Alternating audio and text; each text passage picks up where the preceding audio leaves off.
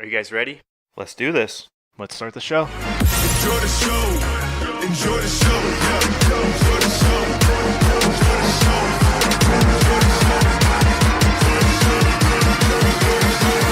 Lights, camera, action. What's up, everybody? Episode 25. We are quarter way to 100 episodes that we will probably never get to, but it's all right. Hey, don't doubt.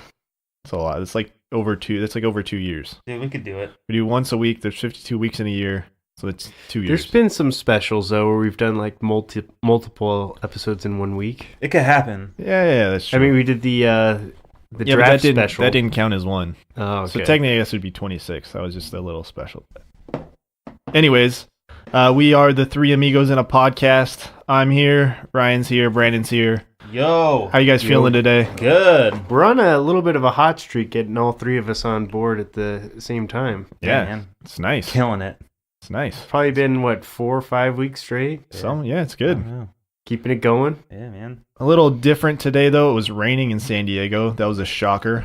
Pouring rain. Yeah. Poured down right when a lot. Brandon got here. I actually got a pretty funny picture from my work because if you looked out the front door, it was like cloudy and gloomy and pouring down rain. And then if I ran to the back, it was sunny That's and funny. partly cloudy. And It was like right when it moved. yeah. Well, no. Well, I mean, it was just where the way that the storm was moving. It's like, well, I'm just going to look out this window for the rest of the day. Yeah. Well, yeah, I was at work and my office has a window. And I was all day looking out and it was just stormy and cloudy and rainy and all this stuff. And as soon as I go to leave, sun's out. It's like, man. That's the way it should be. Right? Well, yeah. I mean, it was nice, but still, I want to look out my window and see nice scenery all day. Yeah, but you'd rather it rain when you're at work as opposed to when you're out of work. Yeah. That's true, because San Diego drivers can't drive in the rain. terrible. So No. That too. yeah. I'd stay away from the roads when there's water coming from the sky. People are like, oh no. Oh my god. Well, No. nothing drains well here in San Diego. No. But that doesn't mean like people should drive stupid. It's like if people drive too fast and then the people that drive too slow. The driving too fast part's the crazy one, though, because that's where all the accidents happen. It's a combo of the two. It's a combo of the two, and it's when they meet together. Exactly. Yep. Because then that's the other part I hate one is that person you have not one being person, cautious. going too slow, and then one person going too fast, and they try to swerve over into another lane to avoid that person. And there's They're nothing like, wrong come with on. being cautious when it's, wet outside. Yeah. But there's overly cautious and there's not cautious at all. And those are the ones that generally cause. Like, if you're around a bunch of cars driving slowly, Go the same speed as them. yes, you shouldn't be driving really fast right next to them. Yeah. And if you are, you should be several lanes over. Yeah.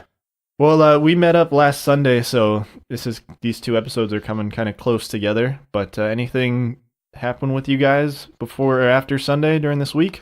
Oh, Shaylee and I have our appointment Tuesday to get our marriage license. Ooh. That Nice. happened. Yeah, things are getting serious. Yeah, man. This is Yeah. the first time we've actually had to write down Shaylee Marie Sturdivant. How long did it take her? No, I'm just kidding. Do I want to do this? Wait, how do I spell it again? Yeah, right. Fuck you, learn how to spell your last name. I'm not helping you with this anymore. Yeah. That's funny. Brandon, anything happened this week? How's work going? Same old at work. Yeah, I'm going to be on a couple new searches, but other than that, I mean, same old. Started pulling out Christmas lights for Christmas, set up my Christmas tree. I have a little Christmas tree for my room. Got all the... There you go. Yeah. Festive, man. Yeah, I've got to It's get the season. trying to Time get in the going. spirit. Dama called me a Grinch the other day because I'm really not really that into the Christmas spirit, even though I'm trying to get into it. Well, we but- talked about this. It's like, I don't know. I feel like Thanksgiving was so early this year. And way too early. You shouldn't really start Christmas, like setting up until December 1st. Like, I know a lot of people, like, the day after Thanksgiving set up. Mm-hmm. I don't know. I just feel like December. I feel like Thanksgiving needs its own respect. You gotta digest after the giant feast. Well, that too. Just like Black Friday, everybody goes shopping that same day and everything. And Yeah. I don't know. But yeah, I want to get some lights going. I got some hedges out front. I bought one of those little Saw that projectors. Yeah, the projector light things. Yeah. Those things are the pretty projectors seem like they're pretty easy to set up too. neat. Yeah. You plug it in and you put it in the ground. Yeah. I mean, much aim easier it than at something and Yeah. walk away. I've been getting crap from everybody because apparently I'm the one that said we're skipping Christmas this year, which wasn't those were not the words that came out of my mouth, but Well, we all sound like Grinches right now. yeah. You want to wait till December. I'm just not feeling it this year, and you're not as well. But hey, right when December 1st hits, though, like, I'm ready to go. I got You flip the switch. I have a blow-up Snoopy that I bought. I'm going to put that out there. I got those lights. I'm going to get some hedge lights. I'm going to go for it. It'll be fun, but until December 1st. You're going to get a blow-up Snoopy? I have one. That's cool. I know. You're going to blow up Snoopy? I'm going to blow Snoopy. Wait, what? No. Still within 10 minutes. Team. Sorry. Still within 10 minutes. Yeah, I'm going to plug Snoopy in, and he's going to blow up. It's him sitting on top of his doghouse like he's the Red Baron. Gotcha. So it's neat. Nice. The Red Baron. Yeah. But before we get into it, Ryan, you said you had a story for us about something at the bank? Oh, yeah. So, I mean, we're getting married in February, so we've been saving up a lot. We've been engaged for a year and a half. Really started saving maybe like a little less than a year ago. So I started putting money. I've had a savings account at San Diego County Credit Union for quite a while, just to keep it separate from my checking account. Not as easy to transfer things in and out. Yeah. So, a couple times a month, stop by. Normally go to the ATM out in front, make my transaction there, on my way. Well, there was a line, so I had to go inside. And I get up to the teller, and I had to give cash because I couldn't find my checkbook. So when I pulled it out, I pulled out a pretty good chunk of change. Yeah. I gave it to her in cash, and she pulls up my account, looks into my savings. She goes, "Wow, what are you saving up for?" I was like, "Are you allowed to ask me that?" It's a little invasive. Definitely. And she was like, "Oh, well, like, I mean, I was just curious." And I was like, "What? Life? I mean, there was nobody at the bank has ever asked me about my money before." Yeah, I feel like there's a really invasive question. Like, you can't just ask somebody that, especially as the teller.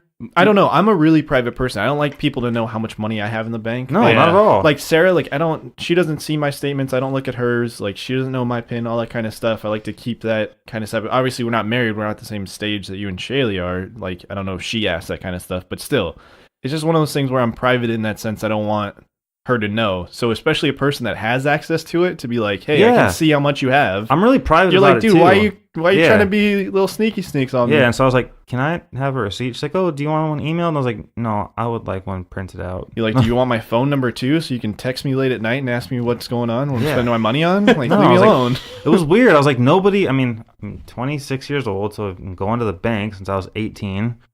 Nobody's ever asked me what I spend money on or what I'm saving for. I'm like, Yeah. it's a weird question. It's not like I was there like, "Hey, can I sign up for a savings account?" Like, "Oh, like, what are you trying to save up for?" Like, Yeah. a car. You feel judged a little bit too. Yeah. Like they're looking at you and you're like, well. So like if you didn't have money in your account, they would be thinking, "Oh, this guy's broken." So safe to say I'm gonna stick with the ATM outside. Yeah. Don't bother me. You know what I just thought of, though? Is that, I mean, well, your bank sounded like it was really busy, and you've been saying you go to the bank, but No, I really can't the remember ATM. the last time I went to the bank because I just have direct deposit. Mhm. Like, I only if go I there. need cash, I get it at the grocery Mhm. store. Like my checking account is through Bank of America, Yeah. but I never go there. This was just a rare occasion where I was like, "Oh crap, I can't find checks." So So I'm sure the girl, I don't know how much interaction she has with humans. She's probably like, "Oh, Yeah, somebody I mean, I came in walked today." Yeah, I know. I walked they in. do- I was one of the first. I literally walked up to the first teller I saw. But I go to the bank a lot for my job. Like we have to drop off deposits and stuff all the time. So Yeah, there's still there's people that go. I mean, I've stood in line for like 30 minutes, and I'm like, any day now, people. But Yeah. When they have mobile deposit now too, and so really, and everybody pays with credit cards nowadays. And In my head, this girl's just like, "Just stay here, though. There's no one else. Talk to me." Somebody please. entertain me. I was so weirded out by it. I was like, why are you asking me what I'm saving for? well, That is a weird question. These tellers are, for a lot of them, it's kind of like entry level work for a lot of them, though. Oh, for sure it is. They don't necessarily get paid that well, and I definitely wasn't rude to her, but I was just like, Why? are you allowed to ask me that? What are She's you like, "Oh no, saving like for? not like." I was like, "I mean, just life." What would you want to save for? Obviously, like life. But I'm just saying, like, if there's one thing you could buy right now, I guess this goes Maybe with like she's the, maybe she's trying to generate a conversation with you. Maybe. Well, like, I mean, I'm It's like saving for life. I mean, eventually it's like, got to buy a house, It- got to... yeah. No, I guess it depends on the delivery of how she said it. You know. So- Yeah, I mean, I don't think the words would have, like, the tone or anything like that would have changed it for me. It was just the words that came out. I've never... Well, like, I think it's more or less the scenario. Yeah. Like you said, if you walked in, I you're like, handed "Hey, you I cash. want to sign up for a savings account." It's like, "Oh, what are you saving up for? How can we help you?" Yeah. That makes Because, sense. like, they do, Yeah. like, car loans, and they do, exactly, like... yeah. But, like, this was, like, I'm handing you cash into a savings account. So let me add, so you walk up, you give her your information. Did she look at your account and was like, "Oh, what are you saving for?" Yeah. Or were you like, "Can you put this in my savings account?" Well, I She's handed her the money, and then she pulled up my account, and then goes to make the deposit, and said, "Oh, what are you saving up for?" And I'm like, "What the fuck?" like, yeah, that's Yeah. weird. That's a weird scenario. Ugh. I was just creeped out by it. I was like, "Can I have this, like, not show me what the balance is anymore on here? 'Cause give me all my money. You're weirding me out." Yeah. Well, that's why a lot of people are like all these services. They're getting rid of that human interaction piece, and people just want to be left alone. See, like, sometimes I agree with that, but then I have people that come into my work and ask me, like, absurd questions that, and there's a lot of people out there that just common knowledge is past them. Not to say that in a bad way. I mean, like, I work in a vitamin shop, so, like, it's not, I mean, there's thousands of things in there. Yeah. You know, fortunately, I do know, so I can help you. But, like, some people, they just think, oh, like, which pills are going to make me lose weight? I'm like, if there was a pill in here that made people lose weight, I wouldn't have either of my jobs. I will say, I wish that like something, well, like to get information like that was a class. Because I was talking to Sarah the other day because I need some like cleaning supplies for the house and all this other stuff, and I was on Amazon. I was like, oh, I could just buy it here. But in my head, I was like, is this the best deal? Cleaning Like, supplies? how much It's do you called clean- home ec. I didn't take home ec. You No, took we didn't home have ec? it. No, we didn't have Well, it. that's what but I'm it's saying. there There's- is a class, and it's available in college too. I don't know. I didn't take that class or see that. But still, it was just like, what's a decent price for like like Lysol cleaner? Or what's a good price for like? Just go to Costco. That's You'll what have I'm- it forever. And it was like, where? I don't know. You just need to start watching The Price is Right.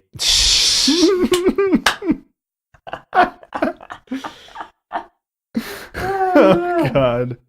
Great. Now Dean's an 80-year-old man. That happened. So speaking of watching The Price is Right, my new show on Netflix has been to watch Jeopardy. You're such an idiot. Oh my god, Dude. they have Jeopardy on Netflix. Yes, they now? do. Yeah. Like every episode in I'm history. deep in it too. I'm like on episode 12. That's not good, man. Netflix is changing. I sit here on the couch by myself watching Jeopardy Yeah. like an old weird man. So he's a 60-year-old man right now. Yeah. And when I have to like scratch my back or pick something up, I groan. I'm like, oh. Just give him his herbal tea all tonight. And I like scotch, and I have stomach problems. So good thing I have a girlfriend, because this does not make me sound very attractive. This is Dean Latney, and he is not single. And I'm old as hell. Before we get into it, let's give a shout out to Leah Sturdivant and Orange Glen for making state. Yeah, they won CIF last week. Beat Francis Parker. We actually went Yeah. out to Otay to watch the game. They dominated them. It was like, I think it was 13-7 going into halftime, but they came out at half and had 2 pick sixes and back-to-back drives. I Nice. sent you the video of the one of them. Yeah, that Yeah. was. That's pretty cool. They dominated. I think they're in either the quarterfinals or semifinals for CIF. I think it's Division 5. Division 4, Division 5. This Saturday, they play at home at Orange Glen. So football's not over for her. Still after it. It's awesome, man. That's fun, yeah. They hadn't won a CIF championship in like 51 years. And it was funny because the coach, he's wearing a sweatshirt, and my sister goes up to him after the game. She's like, "You rookie, like you should have known to wear a raincoat," because they doused him with the Gatorade cooler. It was pretty funny. That's funny. Yeah, I was listening to something on the radio because they were covering the San Diego Fleet, the AAFL or AAF team or whatever, and how they just signed Josh Johnson or drafted him as their quarterback. And I was like, oh, that's cool. And this guy was saying how, why would you want to watch this? The only good football is professional. And I was like, there can be good football or good sports non-professional. Like college Oh, yeah. football is As long as exciting. the rules, like, it's hard for me to watch arena football it's No, because but it's yeah, different. like standard But like football's standard football. I mean, like I wouldn't have. I mean, I can't say to like if I'm gonna go to a game, but if football's on TV, whether it's high school, college, semi-pro, or the NFL, like I'm gonna watch football. And like I got his point because it's it's not as fast or it's not as I don't know the stakes aren't as high, but if you have two good teams going after it, they're still going to be competitive. The play is still going to be there. The fundamentals are still going to be there. It's still exciting to watch. So There's still like different aspects too. I mean, just like anything from like the field goals, the hash marks are further apart. So those field goals are a little tougher in college. And I mean, yeah. I mean, and the other thing too is I think the dynamic that we look at when we're watching football and baseball and basketball now is we're looking at championship contending teams. And so when you're looking at a team that's in contention, because that's most of the games that we're watching, obviously not the Padres, but we're looking at, when we're watching games on TV that don't have to do with our team, we're watching teams, like the Saints and the Cowboys tonight, who both of those teams could potentially be, or the Saints for sure, the Cowboys still trying to fight for a playoff spot. So it's a competitive edge that you're also seeing where it's like, where are these teams going to end up? How is this going to change the dynamic for the rest of the league? Yeah. So there is that, and I do understand his opinion on that. But if you like football and you want to watch football, there's nothing wrong with that. Well, they put up like, would you rather watch the AAF championship game or like the Giants in the Raiders? And he was like, "Oh, I'd rather watch the Giants and the Raiders game." I would still probably watch the Giants and Raiders, but over a championship game. Yeah, and the only reason is because again, you're looking at a team. I mean, I'm just if San Diego's in it, would you watch it if San Diego's in it? If you had skin in the game, if you actually had a vesting interest in either of the teams, I think that's really what it comes down to. I don't know. If like the San Diego team was in it, I'd probably want to watch that just to be like, oh, yeah, okay, I could see that. Or like if the goals were on. Or something, like the American Hockey League team that we have locally. It's like if they were on TV in a championship game, I'd watch that. I'd be like, yeah, let's see what's going on. I would take that over Giants, Raiders, or whatever. Whatever the matchup we were making up. Yeah. I mean, to me, it's like I want to watch Saquon Barkley rush for 300 yards against the Raiders. So, I mean, that's true. We might mention Saquon a little bit later when we cover our top 10 NFL rookies. ESPN released their list. Top 25. They released their top 25. Are we going to do a top 25 or 10? Well, no, it's under 25. A top 25 under 25. Yes, and we're going to do a top 10 under 25. Yeah. All right. That'll be good. But yeah, week 12 NFL. Browns ended their 25-game road losing streak over the Bengals. Dominating game. I thought it was pretty funny that that interception where Hugh Jackson standing on the Bengals sideline picked it off, ran to the sideline, handed it to him. I thought that was kind of like, this is what you get, dude. You could have had this team if you were. I want to get Brandon's opinion on this because you and I had this conversation during the week this week. Give it to him. So Brandon, this whole the interception, giving it to Hugh Jackson, Hugh Jackson getting all this crap from Baker Mayfield. What's your take on all of it?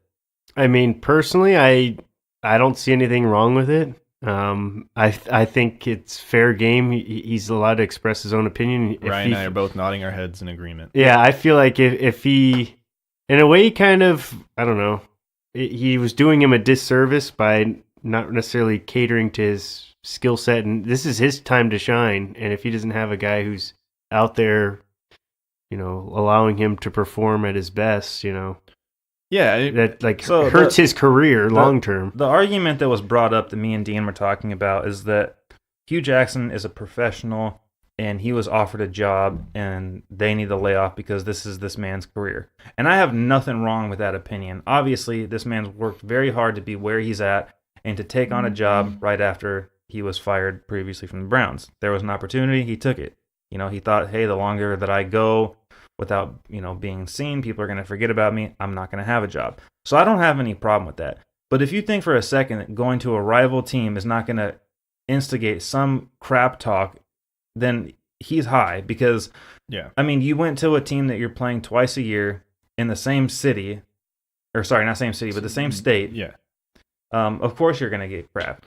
Yeah, so after we talked about it a little bit, I started, listening a little bit closer to what was going on, all these kind of things. And two things that are my biggest problem with Hugh Jackson going there, and the fact that people are defending him and saying Baker Mayfield shouldn't be saying stuff like that. One, he's not even getting paid by the Bengals. The Browns are still paying the rest of his salary till the year end. So he's there voluntarily. He went there on his own. And then the number two thing is, if you watched Hard Knocks, you saw in the defensive coverage, he was like, hey, you played for the Eagles last year. Get up here. It was that Kendricks guy, the guy that got arrested for insider trading. Yeah. Yeah, he was like, get up here, tell us a little bit about this team. And like totally wanted the guy to just talk shit about his ex-team. And it was like, Hugh Jackson's that type of coach. So you saw it in the locker room. He's taking that away, and he's talking shit about your team that week before. And I mean, the thing is that, people are giving crap to Baker Mayfield about, this isn't it's not for you to be discussing like you're the quarterback of a team. He's always had a chip on his shoulder, and Hugh Jackson didn't give him an opportunity to win football games like he's been instructed to do since day one. Hey, we're going to draft you number 1 overall. We expect you to help us contend eventually. Well, you look at Baker over the past 2 games, the games without Hugh Jackson. He's 7 touchdowns, no interceptions, no sacks. He's, you know what I mean? Like this new play caller is just like giving him life, giving him what he needs to succeed. They have so much talent. There's no excuse that they shouldn't be winning. Yeah, look at Antonio Callaway or whatever. That's what that guy had the game of his life last week. Yeah. No, I completely agree with you. And if you look at how teams have screwed up on their draft picks, I feel bad that we talk crap about players being busts, but most of the time it's not the player, it's the situation that they're in. Oh, yeah. And once you fail repeatedly, it's hard to come back in the NFL because that's what you're known for. And, Baker Mayfield was not given the opportunities that he deserved. He wasn't given high percentage throws down the field. He wasn't given, ample opportunities on, the defense not giving up touchdowns because of poor play calling over there. Yeah. So, what did they have to do? They had to play back every single game. Now they're leaning a little bit more on the running game, giving him more high percentage throws, and you're seeing a team that is exploding offensively. I also thought it was really funny how at the end of the game, everybody comes up to the middle to meet and shake hands. Usually the head coaches and everybody, they have a clear shot to people, but Hugh Jackson had to like crawl through 2 or 3 people to finally get to Baker to shake his hands, and Baker was just like, "What's up, dude? Later." Yep. So I thought that was kind of funny. He's a competitive dude, man. I mean, he is, and he plays with a chip on his shoulder, absolutely. And he should. I mean, he's always been competitive throughout of college, and walk on at Oklahoma, all that kind of stuff. Like, there's all those on at Texas Tech, and then that's what. Oklahoma. Sorry, Texas A&M, one of those, whatever it was, but still. Yeah, he's had an incredible story, and he's been playing with a chip on his shoulder. For him to go number 1 overall is insane, and for him to be proving his value right now is even more incredible. It's nice to watch. The other side, we have the Bills beat the Jaguars. There was a little scrum in that game. Leonard Fournette threw a couple punches. I think somebody's helmet got knocked off, and you see somebody threw a beer can at him when he was going to the locker room too. It was ugly. It was a little ugly. I'm not gonna lie. Really it was ugly. It was a little exciting though. I mean, it was like, man, you guys are in a game that you really nobody's really watching it because neither of these teams going to playoffs. That's the only thing that made it give it any. And the craziest part about that play specifically is they had originally ruled it a touchdown, and then they called it back saying he was down at the 1 yard line, and then 3-4 plays later they don't score any points. The Jaguars. And so it was a huge game changer for the Bills. Yeah, if you're the Jaguars right now though, I mean, what are you doing in the front office? Like, what are you doing to turn this around? Because you're 3-8. Last season everyone thought you were going to be, one of the teams to beat. You had this, amazing defense coming out. What are you guys doing? Gutting it. Gutting it? Complete rebuild? I mean, not you don't think that there's pieces that they I'm talking about the front office, okay. not the team. So you think the issue with the team is the people running the ship, not the players on the field? Absolutely, 100%. Because there's no way in hell that a team that is sitting at 3-7 before they lost that game should be out there causing crap with another team when you're not even in a position to make the playoffs. They had if they went out, ran the tables for the rest of the games, which I wouldn't have put it past them at that point. Yeah. Still had a far off chance of making the playoffs, but most likely turning their season around. Instead, you allow these players to run your organization, which I'm all for it. The players are the ones out there. They should be the focal point. But there has to be control from within the organization. And it looks like, to me, that the head coach has lost control of his team. Yeah, I agree pretty much 100%. I think there's so much talent on that team. There's no excuse for why they shouldn't at least be a playoff team. And I do think probably there's no reason why they shouldn't have made a move for a quarterback at this point. This team, that defense, especially after you're leaking information that you're interested in shopping Jalen Ramsey. And he's the best corner in football to me right now. Can't be that shows a lack of commitment to the players that you have on the field, and especially since you're just struggling right now, it just seems like no, you should be. Oh, he just missed a wide open. Wow. Sorry, just Brandon just pulled a squirrel. Yeah, no, right. the Saints Cowboys game's going on right now, and Dak Prescott just missed a wide open touchdown that would have probably won the game for him. Certainly making a move from a general manager perspective. Yeah, so you guys are thinking that Doug Marrone is the issue here? Because I know he's had trouble with that locker room all season. Yeah, he's sitting Blake Bortles. He's talked stuff about shopping. Yeah, there's Jalen no Ramsey. confidence in their front office right now, and that's not good. I mean, they need to go after and they need to find a players coach, somebody that can rally this team together because they are a very talented team. And then the next thing is, they need to find a quarterback because Blake Bortles is not the answer for them. General manager, I think, is the most important thing for them. They got to get the right general manager in there. Yeah, well, let's see if they can turn around because, that secondary is... And I don't think that Doug Marrone necessarily needs to be fired this year. I think he deserves to be on the hot seat at the end of this year, looking into next year. But like I said, with the amount of talent that's on that defense, and even if you look at the offensive side of the ball, they have one of the best offensive lines, one of the best running backs. Obviously, has been hurt for a lot of this year. So I think Doug Marrone deserves a chance to turn it around, but they do need to find some more personnel that is more of a player's person. Well, that Carlos Hyde move, that was just kind of very random. They picked him up. TJ Yeldon's been doing fine. It was like they didn't even know what to do. Yeah, they didn't know Leonard Fournette was going to be back, or I don't know what it was, but he was back like 2 weeks later. Just seemed like if you knew he was that far along in the process, you could just keep running with Yeldon. Yeah, run with Yeldon for those 2 games. Yeah, I totally agree. Then we had the Seahawks beat the Panthers. Panthers, man, they've had some tough losses these past couple weeks. Losing those close games by less than a field goal 3 weeks in a row. But Seahawks with that win, they're back in that playoff in the hunt. They're 6-5 now. They're at the number 7 seed currently, so they're they're tied with the Redskins for that number 6 spot to get into the playoffs. The Redskins, obviously, after the loss of Alex Smith, not looking like the same team. Yeah. I look at the Seahawks team. They have coming up this week. They play. Sorry, I'm trying to pull it up on my phone. They play the 49ers, and then they have the Vikings, the 49ers again, Chiefs, and Cardinals. Those are a lot of winnable games. Yeah, at least half of them are. Yeah, the Chiefs and the Vikings are going to be some tough tests, but 3 out of those 5 games, and if you can come out 9-7, I look at this team to be contending for the playoffs towards the end of the year. So if, let's say the Seahawks make it to the playoffs or they give a good push, are you guys putting Russell Wilson in that mix for MVP? Not this year. No? It's got nothing to do with the performance that he's been putting in. I just think you have to look at players like Patrick Mahomes, players like Phillip Rivers, who just set the single season mark for most consecutive completions. Obviously, or Drew Brees can probably be the front runner in that conversation. And then Todd Gurley.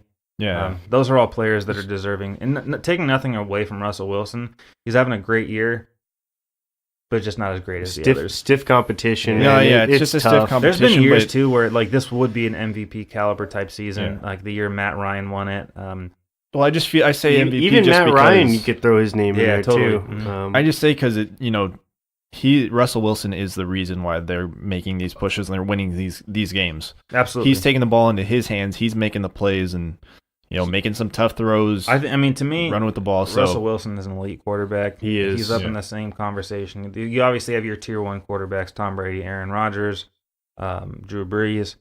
To me, Russell Wilson's right on the edge of that elite quarterback status. You could say that he's probably an equal quarterback compared to Aaron Rodgers.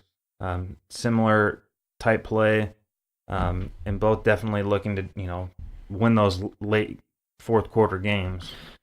So I want to skip ahead on the show notes a little bit because you did mention the Packers. You mentioned Aaron Rodgers as being an elite quarterback, almost like a number 2 to Brady. Like they had that whole GOAT v. GOAT game when the Patriots played the Packers and all that kind of stuff. The Vikings beat the Packers this week, and Aaron Rodgers, even after that game, came out and said, "I need to step it up." He didn't look good in that game. He made a lot of mistakes late that cost him the game, and so are the Packers done? Yeah. Do you think Aaron Rodgers is like? Do you think he's intentionally tanking? Do you think him and No. Mike McCarthy, like that marriage isn't working out? Or I think Mike McCarthy's probably seen his last days as being the Packers coach just after the last couple of years that they've had. The biggest reason last year, after the absence of Aaron Rodgers, it wasn't the fact that they didn't win. It was the fact that they didn't control any of the games that they played in. They lost handily each and every time. To me, Mike McCarthy just hasn't been vocal enough in that organization to prove that he deserves to continue to have an opportunity. And you look at teams like the Vikings that are coming in there. The Lions obviously haven't been playing great lately, but then the Bears, who have been dominating this year, it's probably in the Packers' best interest to go after a new head coach after this year. It's hard though. I mean, Aaron Rodgers has known one coach his entire career. Maybe there's a say in there that helps McCarthy keep his job. Yeah. But honestly, it's poor player. Similar to the Jaguars, they don't have a whole lot surrounding Aaron Rodgers this year. They struggle on the defensive side of the ball. They don't have enough weapons on the offensive side of the ball. To me, it's just not the same Packers team that we're used to seeing. It's like you're slowly seeing some of these guys. It was like Greg Jennings left. Jordy Nelson's gone. I don't even know if Randall Cobb's still on that team, but He is, but he's been hurt. It just seems like all these weapons that he used to have back when that team was elite, they've slowly just diminished over the years. And the big thing to me this year, and the huge knock that the Packers are taking, is the acquisition of Jimmy Graham. And the one thing that Aaron Rodgers has never needed was a safety belt at tight end. And they went out and spent all this money on Jimmy Graham like it was going to help him, propel his game, even exponentially. Well, we even said it like before the season started is Jimmy Graham's probably not going to have that big of a season because there's no one surrounding. We even called him our preseason bust for fantasy, and I still drafted him. But I mean, he was there when you had to take him. So talking with Russell Wilson being an elite quarterback and all these other. Do you guys still think Aaron Rodgers is an elite quarterback? Absolutely. Yeah. Yes. Yeah, I mean, to me, it's poor system play, lack of a running game, and lack of weapons. If you look at who Drew Brees is surrounded by this year, Michael Thomas, Alvin Kamara, Mark Ingram.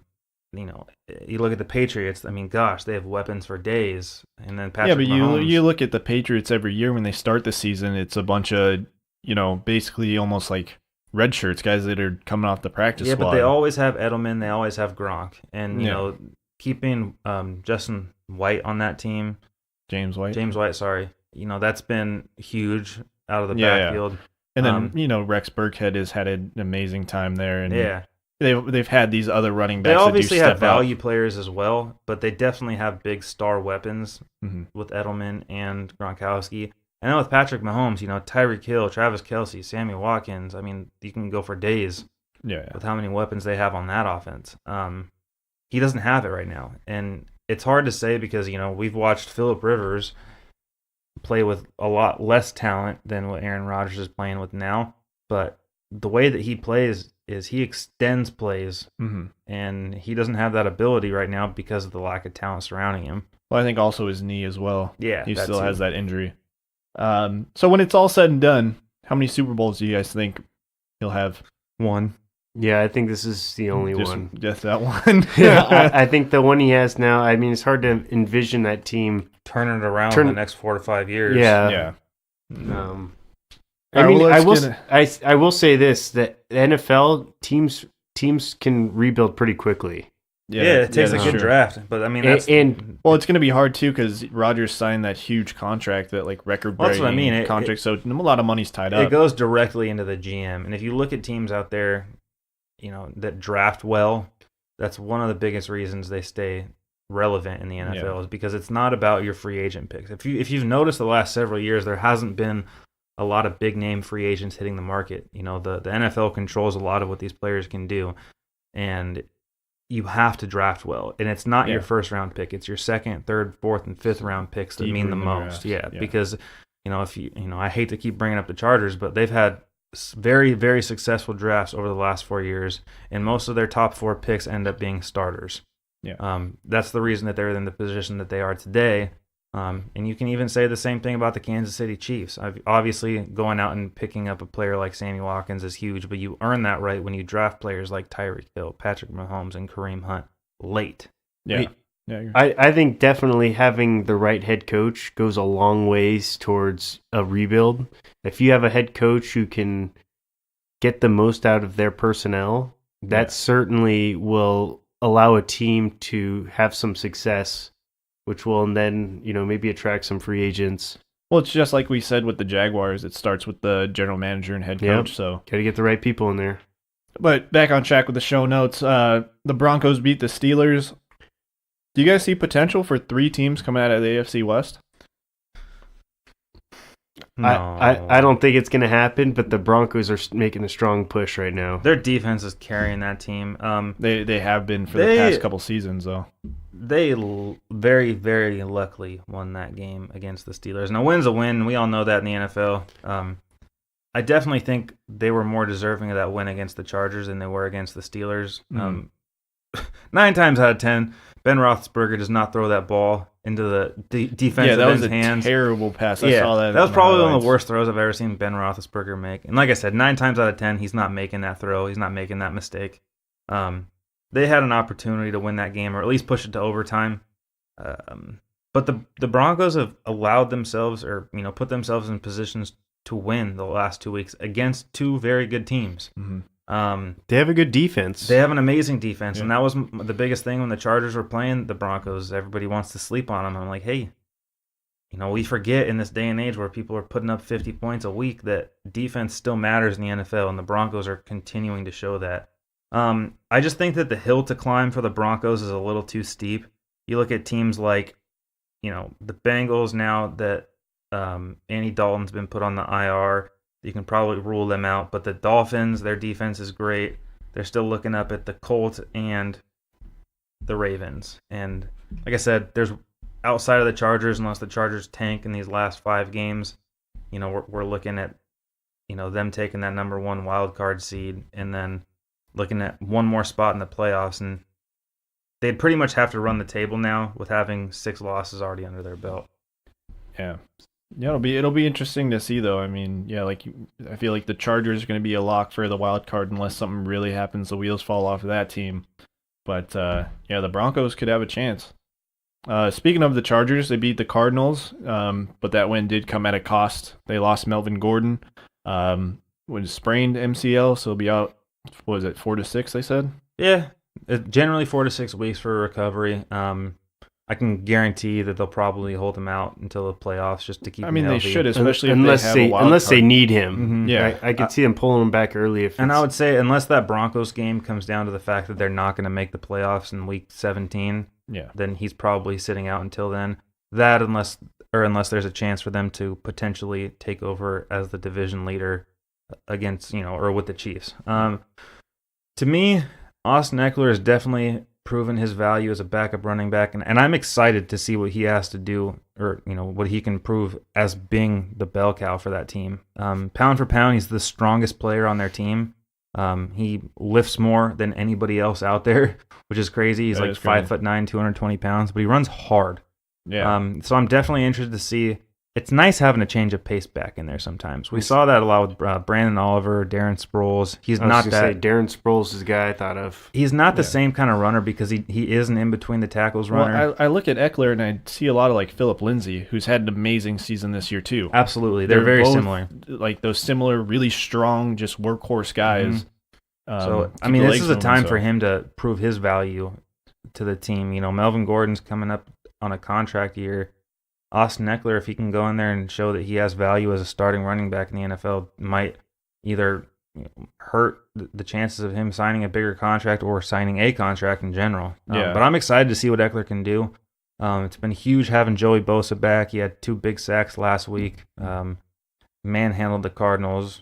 That's, you know, I mean, it was expected. I just didn't see him winning by 45. And like we said, Phillip Rivers going out there and setting that single season record for most. He tied it. If he had one more, he would have said it. Yeah, and I don't know if you guys watched the game at all. They compared the games between Tannehill and Rivers, and with Tannehill's, you saw a lot of like dink and dunk passes under the middle. If you watch like there was a lot of throws that Rivers just was threading the going for. needle on, man. It was nuts. He had no intent of doing that, but that just goes to show, you know, like after a week of, you know, taking a loss against the Broncos, you know, he came there ready to play. They just picked off Drew Brees in his 2-minute offense. Damn it. Cost me fantasy points. Well, that's not looking good there. Yeah. I know both Brandon and I are tired of talking of the Chargers. No offense, Ryan, but it just seems like you know, the Chargers, even when they're in San Diego, always got bit with that injury bug. And this season's different for them. We've talked about it, that there's games that they should have been losing early on that they're winning instead. But the injury bug still just stays around, you know. Well, it's the NFL, man. I think that it happens to every single team to an extent. I mean, the year that the Patriots won the Super Bowl, they didn't have Gronk. You have to be able. That's all about the depth. You have to be able to overcome the injuries. It's going to happen to every single team, especially the later that you get in the year. People are hurt. They're trying to play through injuries. It's not always about the best roster to start off the year. It's about the depth of your team. So, I mean, like I said, they've drafted well. They've kept themselves competitive. They have a huge game against the Steelers this week. It's going to show what kind of team they are to me. I mean, we're still not quite sure exactly what we're getting. They have a good record, but, you know, if they're going to push into that elite status, they need to beat elite teams. Yeah, well, let's get into our last game before we do this top 10 under 25 for rookies, whatever we want to call it. This Ravens and against Raiders, Joe Flacco's out. They start Lamar Jackson. It kind of seemed like they were going to ride off a couple games or just games they weren't really expecting to do that well, and he comes out and wins 2. So going forward, who are you guys sticking with? You going back to Flacco? Are you sticking with Lamar? I'm riding with the young guy. You just got to let it ride. That's probably the direction of the franchise going forward. You don't take a guy that high in the draft and not use him moving forward. I can't believe I'm saying this, but if I'm the Ravens, I'm going back to Flacco. Yep. Really? Oh, yeah. It's hard, but Lamar Jackson hasn't looked great so far. He's run the ball well. He's still not confident in his throwing ability. He's not confident in the pocket. He's not scrambling a lot, like Michael Vick scrambling, trying to get out of the pocket and run for yards, which is good. They have a lot of design run plays for him, but right now they're sitting at the number 6 seed, looking to make the playoffs. I don't think that they thought they'd be in playoff contention at this point with Joe Flacco being out, but if they're still in playoff contention after this week, I'm definitely going back to Flacco. Yeah, I totally agree with you. No knock on Lamar Jackson either. Exactly. Lamar Jackson's played up to what he needs to. He's won those games for him. But you can see the lack of confidence not only in himself when he's there, but in coaching and play calling. They call a lot of design runs, and, like when the Wildcat came in, it was good for a little bit, but teams figured it out, and they have an answer. Mm-hmm. Nowadays, I feel like teams can figure things out a lot quicker on how to defend it, so that's the only reason why I'm going back to Flacco. Yeah, and I mean, the other thing, too, is if you look at the Ravens' schedule coming up, they have some really tough games ahead of them. This week, they're playing the Falcons, which, obviously having Lamar Jackson there, it's going to help, the Falcons' defense being as bad as they are. But they have the Falcons, they have the Chiefs, they have the Buccaneers, the Chargers, and then the Browns. Those are some tough games. If they come out of this game, or if they come out of this week with a win, they're looking at being 7-5 and being primed for a playoff push. I'm not ready to put that on Lamar Jackson's shoulders. That's my only thing. He threw a couple pretty bad interceptions that weren't necessarily his fault last week, but those are mistakes that I don't see Joe Flacco making down the line. Yeah, and that's exactly why.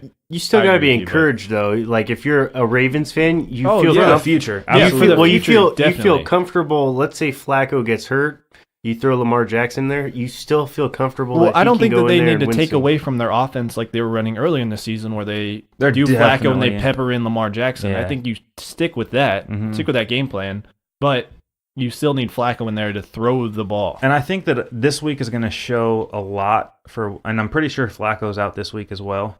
I think so, yeah. I think this week's going to show a lot for Lamar Jackson. If he goes out there and he has a high completion percentage, doesn't turn the ball over, is continuing to show more growth as a starting quarterback, then we're having a totally different conversation next week. But from what I've seen right now, I believe that Joe Flacco still deserves to be the starting quarterback. Well, you look at from his first week starting to his second week, first week they ran the ball 17 times in that first drive. Yeah. Designed runs for him. You know what I mean? It's like, in that first game, 17 design runs for him. Like, that's a lot of design QB sneaks or QB draws, whatever you want to call it. In that second game, his completion percentage was up, and they had a little bit more confidence in the pocket. But, yeah, we'll see. All right, you guys want to do this top 10? Absolutely. So what do you want to do? You want to do rookies, or you want to stick with that under 25 list that they had? I want to go with the under 25 list. Do you have the full list? I only have that top 10. Trying to pull it up right now. Yeah, you got to have the ESPN Plus membership. Yeah, but sometimes some of these other guys. I was trying to find somebody. I'm sure you can find it on Reddit. Reddit is the bee's knees. All right, here we go. I got the full list here. What do you guys want me to do? Run through it? Can you send it to us real quick? Just emailed it to you guys, so I think you guys should have it now too. Cool. So yeah, we look at this list. NFL's top 25, under 25. It's terrible. It's terrible. Just the way it's set up. Can I just point out too? Yeah.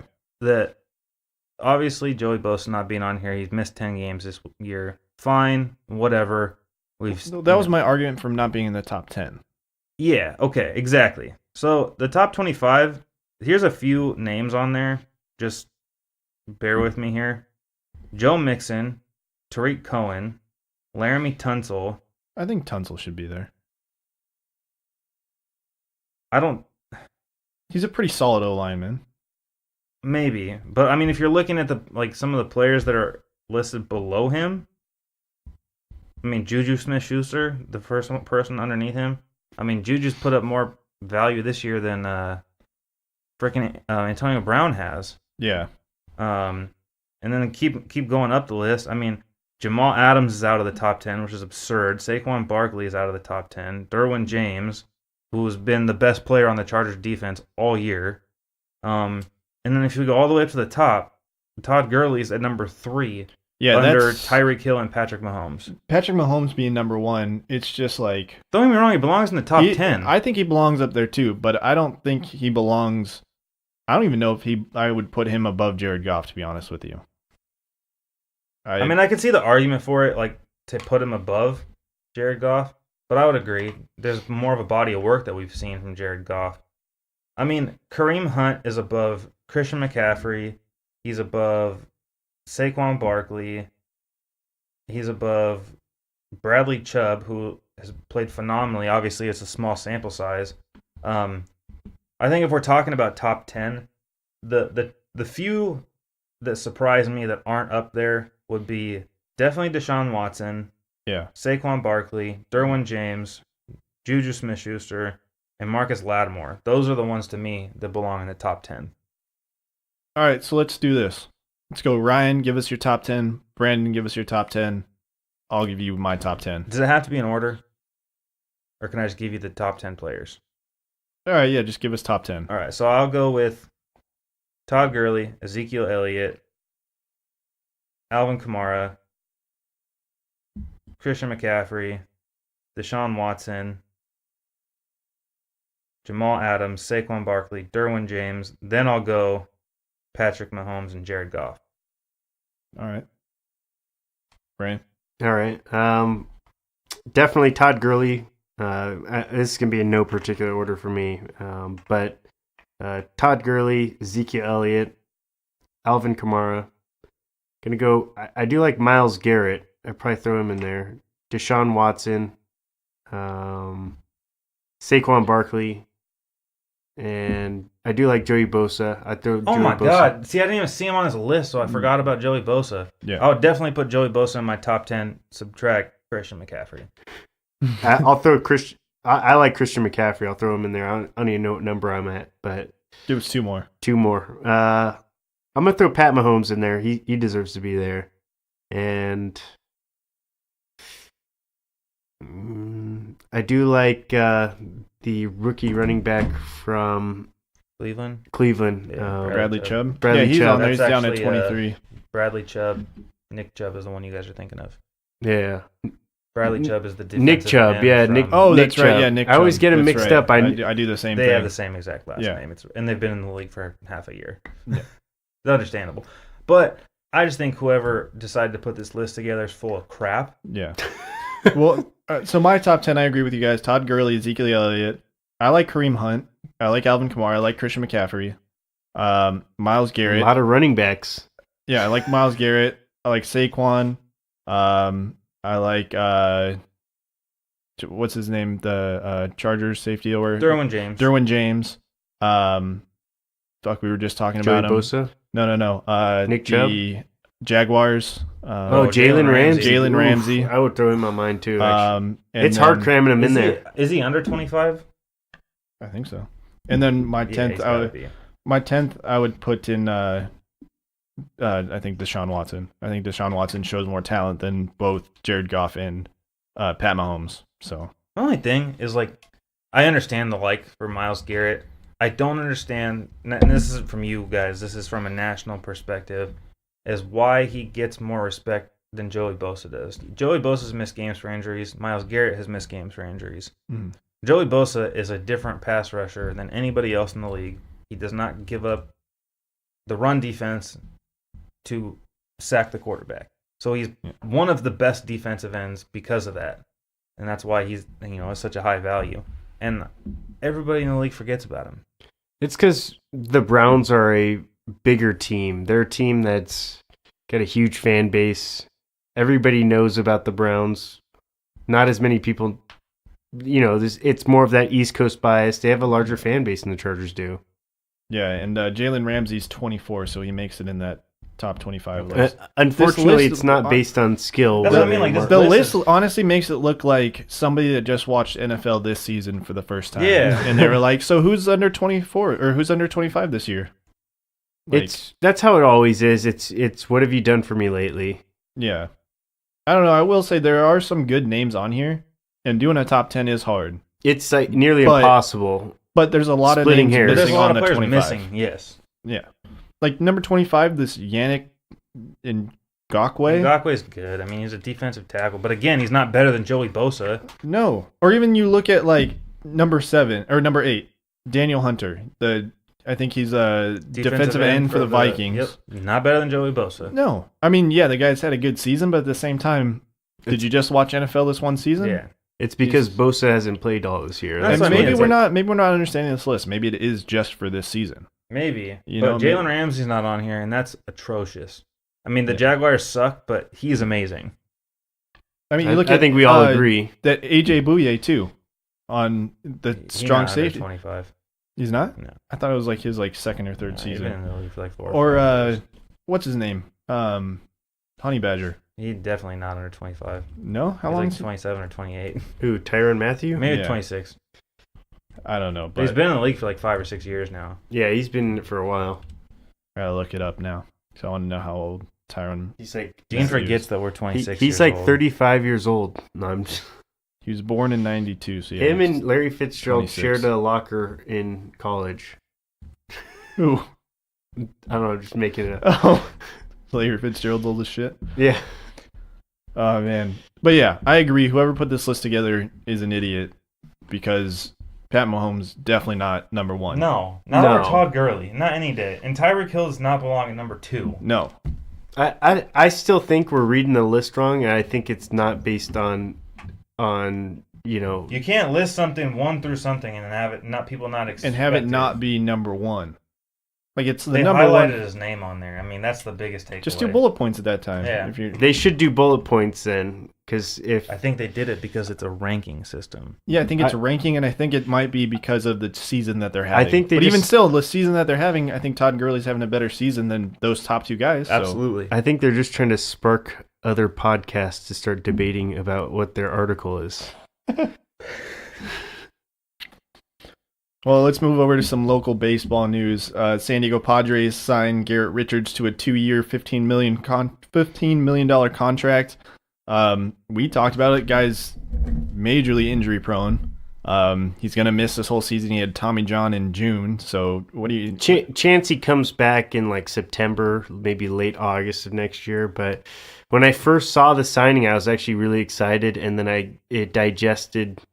And it didn't digest well. It was like you ate like a really good burger and French fries, and it turned out it was way too greasy, and you just realize it just didn't. It just didn't, shit the bed. I shouldn't have done it, And that's what I feel like about the Padres right now. They shouldn't have done it. To me, it just looks like they're all in on 2020, which I'm okay with. Well, I'm good with that, but I'm good with going all in with players who you can count on playing an entire season. Considering this guy's pitched 28 starts in 3 years.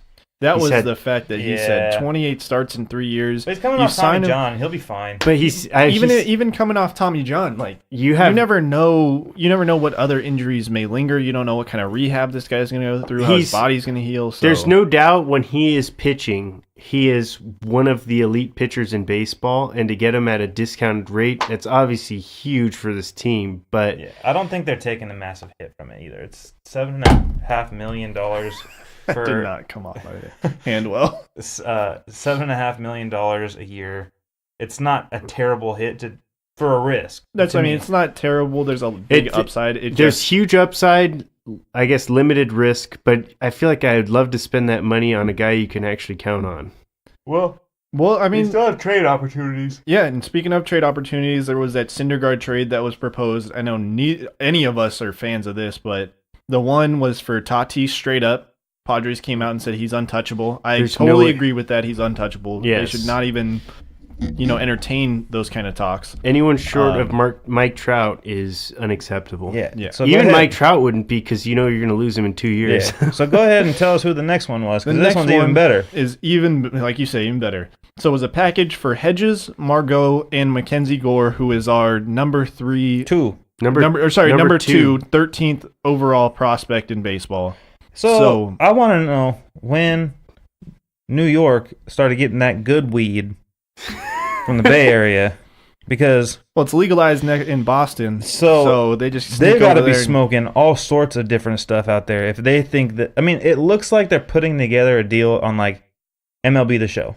It really does. They're like, hey, let's get him, and let's just give these 3 guys because these are 3 guys that I want. I just want this guy, so I'm going to give you 3A potential players. The reason why he's getting so much value, though, is because he's still under team control for the next 3 years, and he's going to be under a good contract. But to mortgage a team that's in rebuild for a guy who you're only going to have for 3 more years, and a guy who's got an injury history as well, it just seems like they always want to pawn off the injury guys on the Padres. I don't know. I know we're not supposed to be good, but and I'm still. all right. We're not giving away Margot. No. He controls center field. He is a phenomenal glove in the outfield. The only one from this deal that I'm okay with is getting rid of Hedges. I would be okay with trading those 2, but I am definitely not trading Gore. I feel like I do trust me, I like those other guys, but to land someone like Synderguard, those 2 wouldn't be enough. No, not at all. And you'd need another prospect, but not Gore. No, definitely not Gore. 1000%. Shoot, go after our other guy, Ryan Weathers. I'll give you him. You can have Ryan Weathers, Cal Quantrill. Yeah, take any of the other guys you want. You can take 2, but you're not getting Gore and you're not getting Tatis. The fact that people are still calling about those 2 players is mind-boggling to me. It's like, hey. Well, it makes you confident as a Padres fan, though, because you see what kind of talent is out there. You see what kind of, offers that are on the offers that they want for these players. It's insane to me, man. Just the fact that Synderguard for Tatis straight up gives me an incredible amount of hope for how good Tatis is. When a guy's projected. ranked number 2 overall, he's already hit like 3 or 4 home runs since coming back in like winter ball. He's like killing it in winter ball so far. It's good to hear. But you guys see that Franmil Reyes is getting a meniscus repair on his knee? Yeah, 4 to 8 weeks. That's not good for the Padres if they plan on flipping either him or Renfroe. I honestly don't think we'd get a lot back from Franmil. So I think you get something. You could package him. You could package him, and I Yeah, still you think could you throw can him in package as him right but- now, even if he is hurt. You know, meniscus isn't something that baseball players don't come back from. There's not as much lateral movement in baseball that you know. Well, if he goes to an American League team, he'd be fine. Yeah. But for a National League team that actually needs him to field, that wouldn't concern me as much. I mean, again, we're talking about baseball where it's not as strenuous on the body, and it's gonna, especially in a time right now where they're off until February. He's got plenty of time to recover. It's a good time for him to be hurt. So I could still see them packaging him if they want to. I just don't think he's going to be involved in any of the trades plus, right now. I had read that surgery was voluntary, more or less. Yeah. Like, it wasn't necessary for him to do it, but it was better for him to do it now in the off season, but barring future injury. And I mean, I see where it diminishes his value because as an outfielder, that is the one position in baseball where you have to run more. Yeah. And he was a right fielder, so a lot of parks that's a So if you big guys They're gonna trade one of those outfielders, and So that's going to be my next question. If you guys had to pick 2 more players, preferably from the outfield, doesn't have to be though, that are untouchable, who are you picking? just from the outfield alone, It doesn't have to be from the outfield, but preferably from the outfield. Mejia could be in there because he's an outfield player too. that are untouchable For you, yeah. Renfroe, I probably would not want to trade. I think it's really just Renfroe and Margot for me that are untouchable. It's Renfroe and Franchi. I was just gonna say Franchi Cordero. Oh, yeah. Franchi's the reason why that Syndergaard trade, I would be willing to trade Margot. Yeah, because I feel like he could that's develop true. Yeah, I forgot some of about those him. skill sets, but I don't know. I watched him make some pretty dumb mistakes in the outfield this year. But he's just a physical beast that he could probably. I feel like he could develop certain skills. To me, he's a potential 30 home run a year kind of player. He's a 30-30 guy. 30 stolen bases, 30, and his speed. He's one of the fastest guys and strongest. That's why guys the Margot thing doesn't really tick me off as much. But yeah, definitely Renfroe and Franchi are 2 people for me where it's like, you want Myers, if you want Mejia, if you want Travis Jankowski. if you want any of those guys, take them. I don't think anybody's touching Jankowski. I think we have more. We value him Jankowski a lot more. Yeah, just and that's because- fine because I like him. He's a great bench player. Yeah, I think he's a good filler when people get hurt. and he's. I mean, he's I don't want to say elite, but he's a really good defender, and he's fast. So you can. He's a good base runner he's too. a good He's a smart base base runner. runner. And, Exactly, so he's one of those guys you could literally pinch run for him, and he could steal second, so that way you only need a single to win the game. Yeah, Yeah. absolutely. But no, I say for me, it's definitely. I mean, you want Myers? Go for it. Take him. Shoot, we almost had it the other day. Gene Segura and that crap. Haven't heard anything about that since. I almost got rid of him. It was so close. Well, he's one of those. I'm not gonna lie. With this package, I would have liked to see Myers grouped in this. I was willing to throw him in there as a filler. We'll give you cash. Yeah, throw him in there in cash. He's still Player to be named. This later. this is the last year he's getting like paid. This is like the last of his like rookie deal basically, and then after that he makes like 20 plus a year for the next like 4 years. If that dude can turn around his game and stay healthy, he needs to go to American League so he can DH and he can. I like Will Myers. I'm just tired of watching him in a Padre uniform because he sits half the year, and he's not the player that we signed to a $20 million a year contract. It's nothing against his character or. I think it's all against his character. Really? I don't think he has a good work ethic. Well, I'm sure he probably doesn't, but what I'm saying is he doesn't seem like he's a bad locker room guy. Oh, no, not at all. And he just doesn't seem like he's necessarily going to... He's not like the Yasiel Puigs or the Matt Kemps or those guys who just really tear apart the locker room. No. Yeah. I mean, before we get back to the Padres, the Yankees made another interesting move. They trade away Ronald Torres. What? To the Cubs, and it was You a didn't terrible deal. It's for cash and a player to be named I later. thought it was Tommy LaStella. No, No, Not Torres. He was the guy that. not Glaber Torres. Is that what you're thinking of? Yeah. No, shit. not Yeah. No. He was the guy that was filling in while. Torres is Glaber good too, though. He's good too. Yeah, That's what I mean. And they gave up peanuts for him. Oh, well, you know what that means. Huh. Manny Machado. Oh. They're gearing up for. They're talking about meeting with Patrick Corbin too. They're supposed to be, I think for sure they're going to sign him. They already did. You see that they put like a picture of Patrick Corbin up in their stadium with him wearing pinstripes too. Yeah. So they're making their sales pitch to him. And they're supposed to be going after Edwin Diaz too as a closer. No, Edwin Diaz already got traded today. Oh, did he? Yeah, to the Mets. No, he didn't. He didn't. They're pursuing it. So the Mets are they're trying to take on Robinson Cano's contract, which is It hasn't been official, but they're closing Right. in on a deal for Cano and Diaz. The Mets, which I guess we could jump into that topic. That to me that trade makes no sense. Or I don't know what the Mets are like. Mets you said, want a closer. What do the Mets do? What are they smoking? They want a closer, and apparently they're willing to take on the worst contract in baseball right now for it. It'd be funny too if they took on that contract and then Cano went back to the Yankees. Well, it For some looks change. like it could be it looks like they could potentially waive him. No, they need his bat though. I mean, his bat's definitely not worth. You mean wave him to get his contract off? Is that what Yeah. you're saying? And they have to pay him, but Well, yeah, but still opens up a roster spot. I don't know. You'll still have to pay. You would rather have that kind of production on your team on a team like the Mets who have zero offense, and they got great pitching, like we said before with Synderguard. I don't know, man. He DeGrom. hit 10 home runs last year. No, I know that, but look at what the Mets are marching out right now. So it just seems like you want to have some offensive production. Cano, you never know. A change of scenery could do him some good. That rhymed. Cano. Well, speaking of baseball, I know we always talk about it, but are we making a spring training trip this year? Dude, I want to. I don't know. We have a wedding to go to in May. I'd be down. But yeah, February, right? Wait, fuck. No, it's not February. It's March. Like mid-March. It's always March because the season starts in April. Mm-hmm. I get rotating weekends off, so yeah. I think that'd be fun. When's the honeymoon though? Do a three February amigos in a 17th. podcast. No, 18th. Oh, you 19th. guys are going like 19th. You're going Are right. you going after right the- after, Fuck day yeah, after? dude. February 19th. Fuck yeah, we're out of there. Aloha. Oh That's man. the bye, not the high. Well, I want to give some love to a rookie Canuck player before we get Brandon's stat of the day this week. This Elias Pettersson, this guy's a stud, man. 13 goals, 8 assists in 20 games. He was the youngest Canuck to score a 5-point game.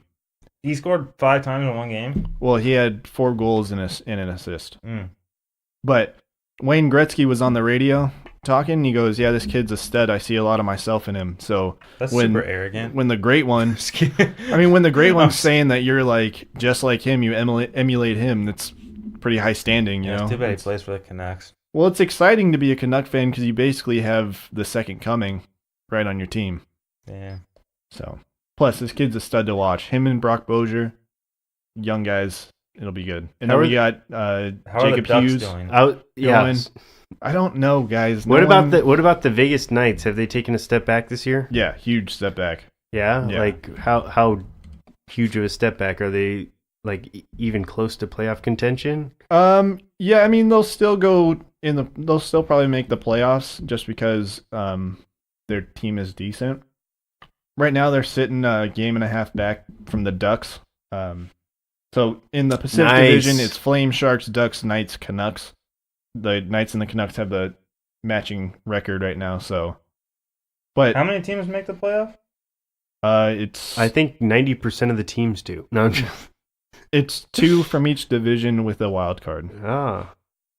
So and how many divisions? 4. 4. 2 conferences, 2 The playoffs- divisions. From the each playoff- division? That's a pretty deep playoff format. Huh? That's a Well- pretty deep playoff format. Yeah, but I mean the first team gets a bye. And then there's 2 They're wild top- card teams? Yeah. So right now, the Ducks and the Vegas Knights are in that wild card spot. Holla! Nice. Yeah, but I mean you look at the overall points and the Canucks are right there. 4 points behind, so When are the Kings gonna get banished from the NHL? Probably not anytime soon. I'm tired Even of though them. they're garbage. Yeah, I'm tired of that team. Why Which are you one's tired that? of that team? I just don't like them. The LA Kings? Yeah. Yeah, I just Why? hate them because Why? they're the first tenant in Staples Center, so they just fuck over both the Lakers and the Clippers get fucked over by them. Oh man. They, Well, they have to play these games at 12 in the morning or whatever because of them.